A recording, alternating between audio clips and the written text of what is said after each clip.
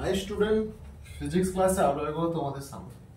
তো আজকে আমরা বুঝবো যে টিউবলেস টায়ার কিভাবে কাজ করে। হয় না, টিউবলেস টায়ার পাংচার হয়ে গেছে কিন্তু সেটা অনেকটা দূর যাওয়া যায়, কোনো অসুবিধা হয় না। আজকে আমরা বুঝবো যে টিউবলেস টায়ার কিভাবে কাজ করে। দেখা যাক, দেখো আমার হাতে একটা বেলুন আছে, বেলুনটাকে ফাটাতে হবে।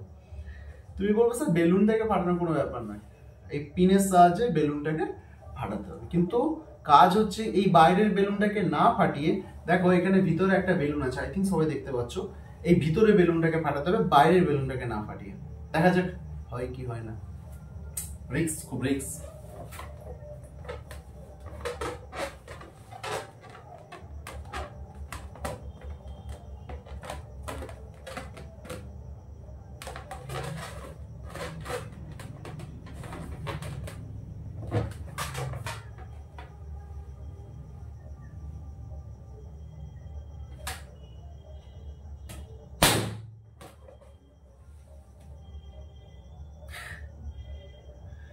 টিউবলেস টায়ার কিভাবে কাজ, ঠিক এইভাবেই কাজ করে।